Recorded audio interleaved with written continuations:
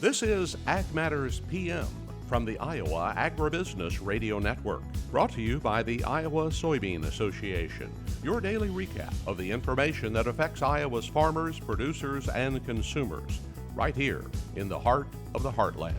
With reports from our award-winning broadcast team of Dustin Hoffman, Riley Smith, and Mark Magnuson. Now, from the IARN studios in Des Moines, here's Dustin Hoffman.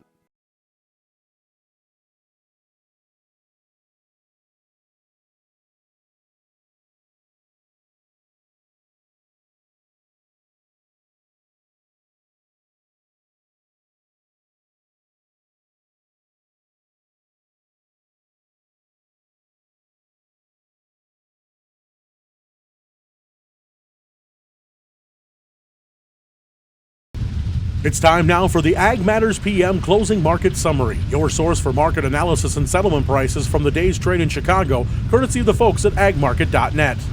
Well, we're at the end of another trading day, and in fact, the trading week once again, and we turn to Caden Sweeney of agmarket.net. Caden, we started off a little down in those markets this morning. Did that kind of follow through the whole day, or how did we end up? Yeah, going to wind up corn going to be down around 10 cents or so here at the close. Beans down 3 or 4. So we did come back a little bit from the 7:45 pause this morning. I think both were down 13 to 15. So to be honest, I think a lot of traders are just getting flat going into the weekend. I think bulls are a little bit nervous. I think bears are a little bit nervous too. A lot of headlines that have been traded this week.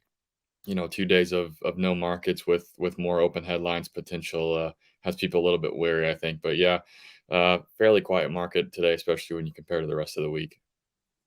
So as we look into next week, what are some of the major things we're going to be watching for? I think number one for sure, weather. Drought monitor, maybe. The forecast showing not a lot of precipitation across Iowa and Illinois, although National Weather Service is maybe looking a little bit better over the month of August. So I think that's getting weighed out in the trade. What type of rainfall is coming and when. Another big thing, Russia has certainly been on the mind a lot this week, in Ukraine. What's going on there? I don't know. I don't think the market's immune to Russia Ukraine headlines yet, but after the week we've had, maybe not quite the weight that we had earlier Monday, Tuesday, Wednesday, unless it's just something real major. But those are the big two, certainly. Weather and Russia Ukraine war potential there is got the market's attention all week, and I think we'll hold it over the weekend as well. All right, so looking at the livestock side of things, I know cattle was a lot of, are they going to sell? Are the Packers going to buy? There's been a stare down competition basically for the last 2 weeks. Did anybody blink here at the end of the week? Haven't seen anything yet, and as you know, we got a big cattle on feed report coming out here about 45 minutes at 2 o'clock or so. So, really, cattle continue making good highs this week. Pretty quiet trade today, really. I think going into that report, taking it a little bit easy, continuing to hold support though. It's been a strong market, and we'll see continue what happens after this report today. Are we expecting to see anything earth shattering in that report, or are we expecting to maybe a little quieter? I think fairly quiet. I just was looking right before it came on, looking the estimates feedlot inventory down 2.5%, placements for June down 3%. I think that's pretty well in line with what we've seen a lot, so far this calendar year. I think that's pretty well in line. Again, we'll see what the numbers actually turn out to be, but I think if those numbers come to be, I think you'll see, market largely continuing like it has been, continuing to try to grind higher as we weigh out all the fundamental data that we'll get today, and also as well as the supply, dip that we've had this year as well. Now, of course, we also have the hog markets over there. What did we see in that marketplace today? Yeah, hog market finally hit $100 yesterday, which is crazy. I was just looking May 26th, I think we were 73, so just an enormous turnaround. But yeah, pretty quiet today after hitting 100, up just a little bit. I'm going to close pretty quiet after making a big move yesterday. So really, as far as Friday's trade go, all three livestock markets pretty quiet on the day. All right. Well, folks want to get in touch with agmarket.net, kind of pick everybody's brains a little bit. What's the best way for them to do that? Yep, just go to our website, agmarket.net. You can reach myself, any of our team from there, and kind of see what we offer clients, and get started on receiving intel to your inbox. All right. Well, Caden, we thank you so much for the insight, and we'll talk to you again next week. Yes, sir. Appreciate you guys. Have a good weekend. That again was Caden Sweeney of agmarket.net. Let's go ahead and run down those closing numbers, courtesy of the folks at Bar Chart. September corn is down 10 and a quarter at 5.27 even. December down a dime at 5.36 and a quarter. August soybeans up 6 at 15.01 even. November new crop down 3 cents at 14.01 and 3 quarters. Soy meal 70 cents higher at 4.26.30. Soy oil $1.01 higher at 66.02. Chicago wheat down 28 and a half at 7.17 and 3 quarters. Minneapolis down 15 and a quarter at 8.96 and a half. Kansas wheat is down 14 cents at 8.66 and 3 quarters. December oats is 3.5 lower as well, 4.55 and a quarter. August live cattle 30 cents lower at 180.02. Feeder cattle for August were up 82 cents at 245.92. July lean hogs 18 cents higher at 102.53. August up a nickel at $100.67. Pork cutouts 39 cents higher at 112.32. Class 3 milk 4 cents higher at 13.81. And that's been a check of our ag market recap. We're going to take a short break and hear from our sponsor, the Iowa Soybean Association. And when we come back, we talk a chef's competition with the Soy Foods Coalition and the Iowa Turkey Federation. This is Ag Matters PM.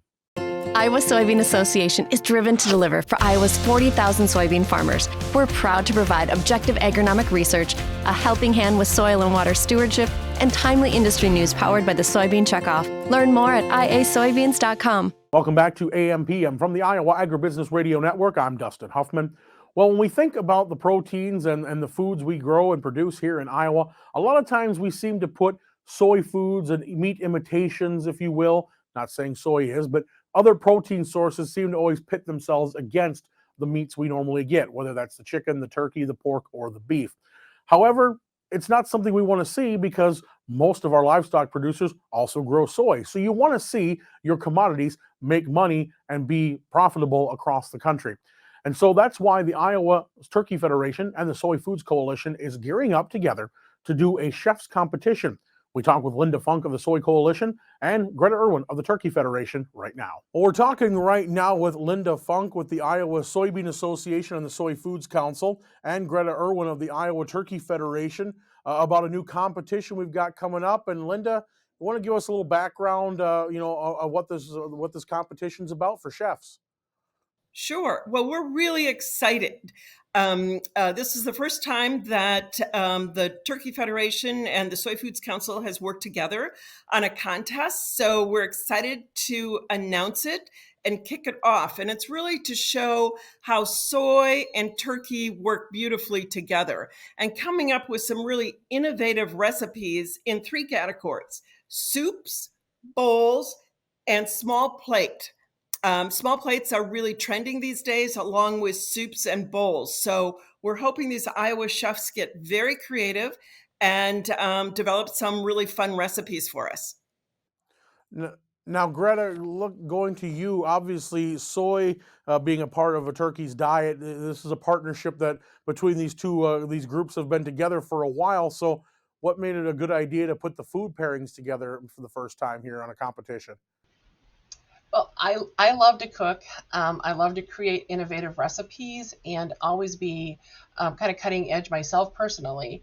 And so cooking a lot with turkey, I have found personally using soy in my dishes have been wonderful. So using some of the edamame, using some tofu, soy oils, those types of products. So when Lynn and I started a conversation about this, to me, it was a very natural fitting because turkey and soy both have wonderful nutritional values throughout all of our life stages. So pairing those two together and exciting chefs about offering something to their customers that is maybe a little new and innovative and something people haven't thought about before was absolutely exciting to me to have that conversation and to have consumers have that opportunity to try something new with turkey and soy. All right, and so Linda, we were talking before we got on the recording here.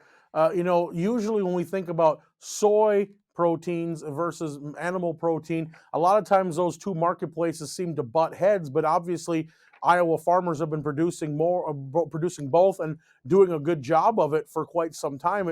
It seems natural to bring them together rather than to kind of force them apart. Oh, absolutely. And we say that soy works well with all types of meat, and it can either be combined or it can be a side dish. So it works perfectly.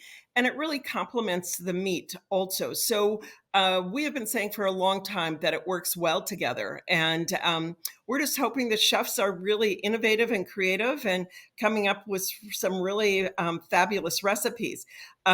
We want people to use, from a soy perspective, edamame, textured vegetable protein, miso, tofu, either silken or water packed, and also soybean oil. So those are kind of the ingredients we want to use. And Greta, do you want to talk about the ones you want them to use from a turkey point of view? Yeah, most definitely, because we're looking at how do we expand the versatility of even ground turkey. We may see a turkey burger already on the menu, which is fabulous, but there's some great ways of putting them into a bowl or into a small plate or even onto a salad. Same thing with turkey tenderloins and turkey breast meat. So we are really trying to focus on those cuts and those products that maybe are already familiar to chefs, but trying to expand their knowledge to do something new and innovative and taking it a step further for their customers. All right, and why is it important that I know you guys at the state fair, Greta, you guys at your turkey booth there, you've always have had interesting things that are beyond just the traditional turkey burger or like you said, the Thanksgiving dinner. Obviously, it's getting people to think outside that box in general. Seems to be sometimes a challenge in itself. Yeah, it really is. And so this competition is the perfect way for folks to think of turkey in a new way and enjoy it in some new tasty options. So I'm excited to see what our chefs come up with, and I'm even more excited to give them a try. All right, so Linda, you want to tell us about the prizes that are going to be available in each of these categories? Yes, it's very exciting.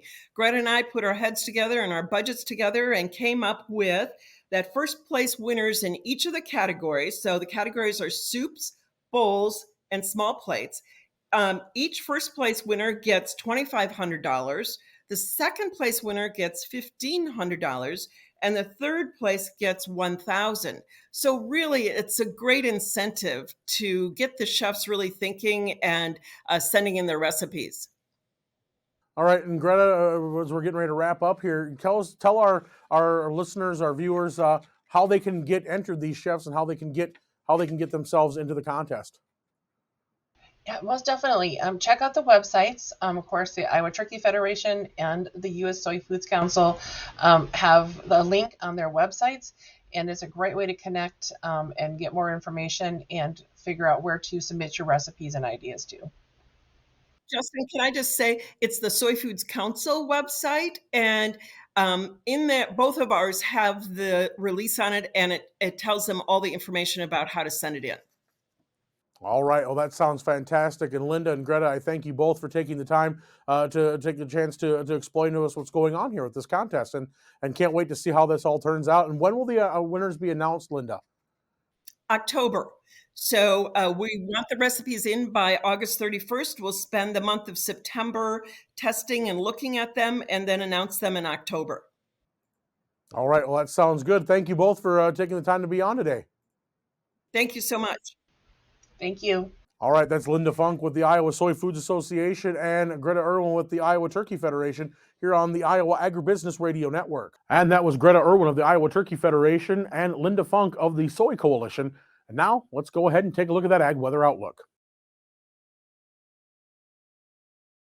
Temperatures are a little warmer here today in central Iowa. Going to get a little bit warmer even tomorrow. We had a few more clouds roll in. It's not been necessarily like it's been unbearably hot, but without a lot of clouds and not much wind, that sun has definitely been very intense.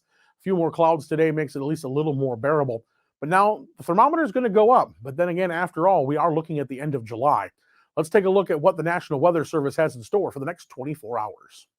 Well, we saw quite a bit of sunshine, but we did see some clouds in the area throughout the day. Slight chances of rain were building in the west. We saw highs in the upper 70s to the mid 80s. Now tonight, partly cloudy skies. We'll start to see still more chances of showers and storms moving their way in from the west. Lows will be anywhere from the upper 50s to the mid 60s. And then tomorrow, a little bit warmer, mostly sunny. Slight chance of storms popping up throughout the state. We'll see temperatures in the mid to upper 80s. Moving over to the affiliate weather map, well, tomorrow, Cherokee, Shenandoah, Albia, Waterloo, Clinton, they're all going to be 85 with mostly sunny skies. and chances of scattered showers. Des Moines, chances of scattered showers under sunny skies, and 87 degrees. And that's been our Ag Weather Outlook. For more detailed forecasts in your area, tune to your local Iowa Agribusiness Radio Network affiliate. And with that, we're at the end of today's show. You can find all our content online at Facebook, Twitter, TikTok, Instagram, and YouTube. While you're there, don't forget to subscribe and hit the bell icon so you're notified each time that we put out an AMPM episode. And also check out the latest in the Brazil series that came out yesterday as well. You can also find everything conveniently located at iowaagnet.com. Don't forget about our free twice daily market podcast as well from Apple, Amazon, Google, Spotify, and Podbean. From the IARN studios in Des Moines, I'm Dustin Huffman. For Mark Magnuson and Riley Smith, we thank you for watching. This has been Ag Matters PM.